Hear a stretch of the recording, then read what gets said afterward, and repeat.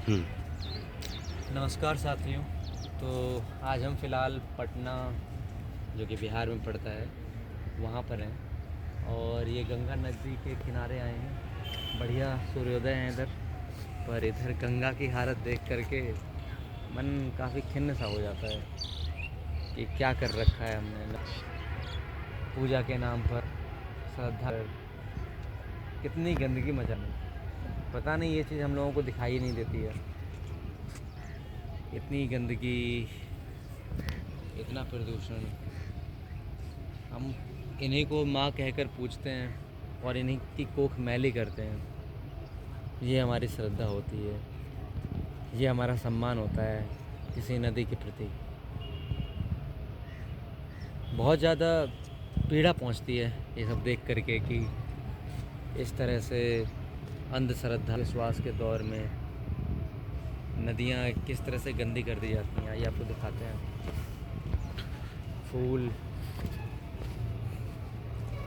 दिए, घड़ा, ये कुछ पूजा की सामग्रियाँ। पता नहीं किन वेदों में लिखा है ये करने को। ये सारा ये खाने का ये सब यहीं पे सड़ रहा है।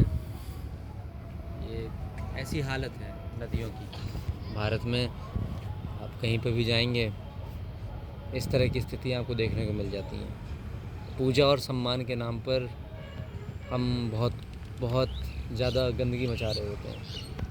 अब इसे आप रोक भी नहीं सकते, क्योंकि यही पूरी व्यवस्था है, अंधी व्यवस्था। एक पूरा साम्राज्य खड़ा है इसको समर्थन करने के लिए। अगर आप रोकने जाएंगे, पुरजोर ग्रोथ देखेंगे आप। आपको अधार्मिक, असामाजिक तत्व घोषित कर दिया जाएगा। ये हमारा धर्म हो चुका है। ये देखिए देवी देवता, इधर दिखाना है। कहाँ पे? ये देवी, ये फोटो है और ये कोई ऐसा नहीं है कि कोई मतलब वो चीज़ उधर है, पन्नी है, कुछ फेंक दिया है। ये साईं बाबा आई थिंक हैं तुम्हारे तरफ पाँव के पास में उधर मूर्ति हाँ, है। इधर पे ये शायद हनुमान जी हैं। इस तरफ भी, हाँ, कहाँ पे? इस तरफ, इस वाले पैर पे। सॉरी, ये इधर पे देखिए आप, ये भी कोई देवी हैं और लोग हैं केवल जब तक मतलब वही करते हैं जो उन्हें बताया गया है, कहीं से सुन रखा है, कुछ देख रखा है तो वो कर रहे हैं। बाकी उन्हें खुद कुछ नहीं पता है कि क्या करना चाहिए क्या नहीं करना चाहिए। उन्होंने देखा कि हमें पूजा करनी है, उसके बाद फेंक देना है या हमें गंगा जी में जाके डाल देना है, और कैसे भी डाल देना है, वो कैसे भी पड़ी हैं। ऐसा भी नहीं कहने के लिए श्रद्धा है, पर फेंक हम ऐसे दे रहे हैं जैसे कोई कूड़ा कचरा हो। अब तो पैसे का मुझे ऐसे कोई संबंध थोड़ी ना है। पहले तांबे के सिक्के हुआ करते थे, तो उसमें फिर भी एक रहता था कि पानी उससे साफ़ होता है। और आजकल वही परंपरा लगातार चली आ रही है। आज हम ये जो सिक्के आते हैं उसको डाल रहे हैं।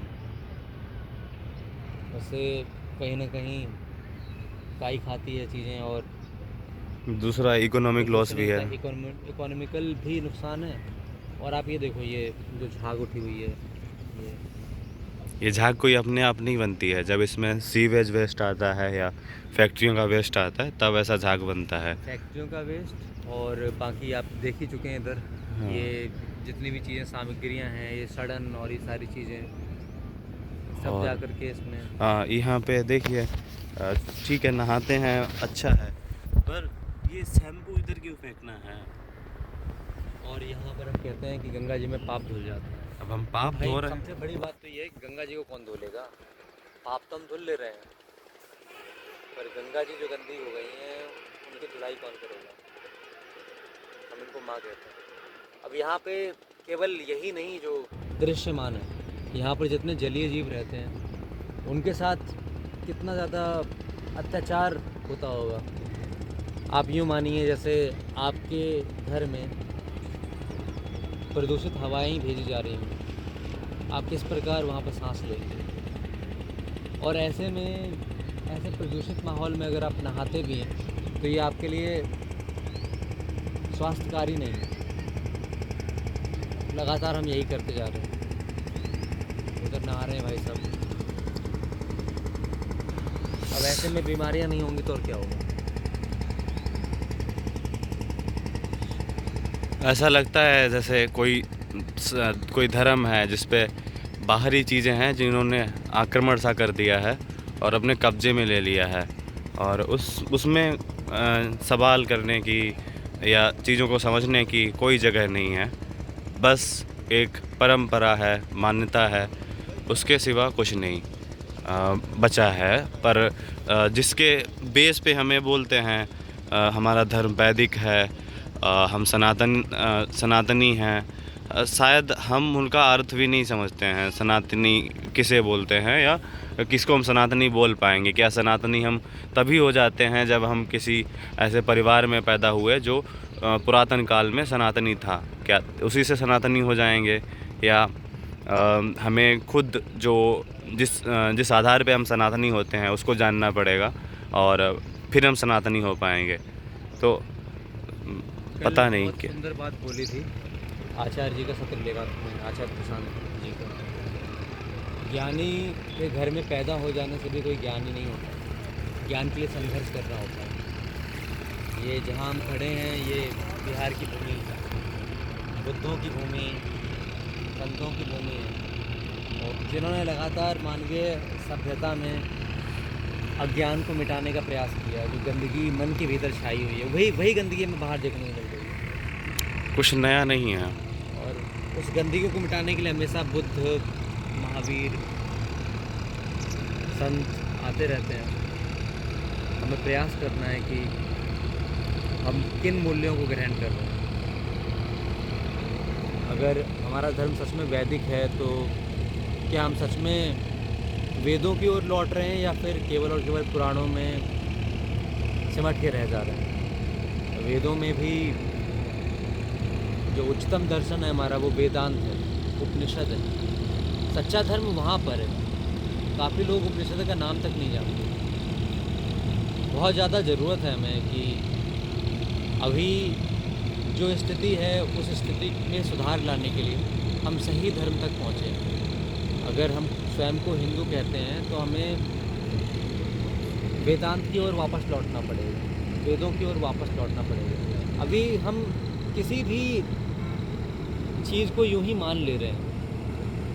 धर्म के नाम पर हमें कुछ भी पकड़ा दिया जा रहा है, हम बस उसको अंधे बन करके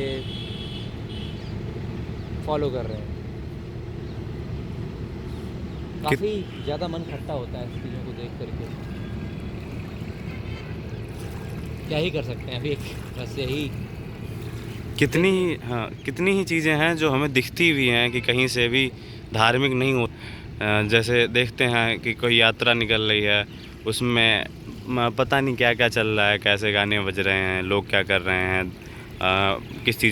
किन चीज़ों का सेवन कर रहे हैं, सभी को होती हैं। अभी मैं चित्रकूट में भी गया था। ये जो यात्राएं चलती हैं नाव पर, हम धार्मिक यात्रा करने आते हैं। यहाँ फिल्मी गाने बहुत ही, आप कह सकते हैं बदरंग गाने भी चल रहे होते हैं। हमने धर्म को बिल्कुल भोग का अड्डा बना रखा है। धर्म ये सारी चीज़ें बस आते हैं तो अपनी कामना लेकर के आ जाते हैं कि चलो वहाँ पर फूल चढ़ाओ, ये कर लो, वो कर लो, तुम्हारी ये कामना पूरी हो जाएगी। इस वजह से ये पूरा मचा रखता है। और ऐसा भी नहीं, फूल फेंकते हैं, चलो फूल है सड़ जाता है, खाना भी डाल दो अब सड़ जाता है, पर ये क्यों? ये पन्नियाँ हैं, कपड़े हैं, ये किस लिए हैं? अगर कोई इंसान सही बात बता रहा है तो फिर वो अधूरी बात क्यों है? वो पूरी होनी चाहिए ना। अगर वो पूरी है तो फिर ये सारा नहीं हमें देखने को मिलता। कुछ है जो अधूरा है, अभी इधर नहीं पता लग रहा है लोगों को। नहीं है, ये हम लोग हैं, ये हमारे घर वाले हैं जो धर्म को इस तरह से लेते हैं। गंगा मैया, गंगा मैया, गंगा मैया, गंगा मैया, बस यही कह के गंगा मैया का आंचल मैला कर दिया हमने। गंगा मैया को हम सच में अगर पूछते हैं तो हमारी सबसे बड़ी जिम्मेदारी है कि गंगा मैया को हम साफ़ रखें। अपने घर वालों से जो भी इस तरह से दुनियादारी के कृत्य में शामिल हैं, मैं यही कहूँगा कि गंगा को और ज़्यादा गंदा ना करें। अगर आप सच में माँ मानते हैं तो सच्चा सम्मान दें। इस तरह से गंदगी मचा करके श्रद्धा या विश्वास का नाम लेकर के ये अंधी व्यवस्था का हिस्सा ना बने। धर्म बहुत ऊंचा है, बहुत ऊंचा हो सकता है। आप अपने मूल ग्रंथ की ओर लौटें। आपका धर्म वैदिक है तो आप वेद से कैसे दूर हो सकते हैं? कर्म कांड तक सीमित रह गया है धर्म में, ज्ञान कांड हम भूल ही गए। बहुत ज़्यादा ज़रूरत है हमें वेदांत की ओर लौटने की, गीता की ओर लौटने की। गीता में ये कर्म कांड का वर्णन नहीं है कि यहाँ पे गंगा पे जाके फूल दो, ये करो वो करो, सारी स्थिति। चलिए आगे बढ़ते हैं। और ऐसा भी नहीं है कि ये अपने आप हो जाना है कि हम केवल हमें गंगा में गंदगी नहीं करनी है। ये संभव नहीं हो पाएगा कि हम अंदर से खोखले रहें और बाहर गंदगी साफ़ हो जाए, संभव नहीं है। हमें जानना पड़ेगा कि जो है सही है, समझना होगा कि वास्तव में धर्म क्या है। ये गणेश जी की नहीं मूर्ति तो पड़ी हुई है, इनको हम पूछते हैं। ये गणेश जी की मूर्ति नहीं तो यही चलता रहेगा जो चल रहा है। जब तक नहीं जानेंगे कुछ नहीं होना है कि धर्म क्या है। सब ऐसे ही चलेगा जैसे इधर चल रहा है।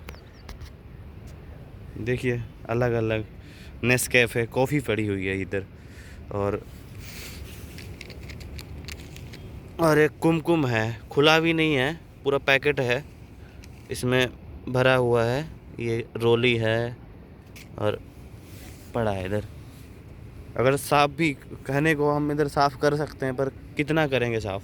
एक दिन करेंगे, 2 दिन करेंगे। ये हमारी मन की गंदगी है जो इधर परिलक्षित हो रही है नदियों में। ये आपको हर जगह मिल जाएगा, नदी हो, सड़क हो। कुछ छोटे छोटे कदम हैं अगर हम उठाएं तो बेहतरीन हो सकता है। ये केवल नदी की बात नहीं है, ये हमारी जिम्मेदारी की बात है। आप पब्लिक प्लेस से गुजर रहे हैं, कुछ खा रहे हैं, आपकी जिम्मेदारी होनी चाहिए कि आपने कुछ खाया है तो कम से कम जो उसका रैपर है, पन्नी है, पॉलीथीन है,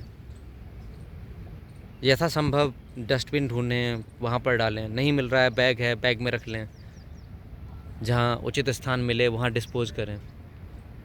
और इस तरह से धर्म के नाम पर नदियों को या किसी स्थान को या किसी भी चीज़ को गंदा ना करें। यही आप लोगों के लिए संदेश है। बहुत ज़्यादा विकृत स्थिति है और नदी किनारे आते हैं शांति के लिए। शांति सुबह की ये जो शांति है, उसके साथ जब ये गंदगी देखने को मिलती है तो मन खिन्न सा हो जाता है। चलिए, हो सके तो प्रयास कीजिएगा कि ये गंदगी फैलाने वाले व्यक्ति आप ना हो, कम से कम आप ना हो।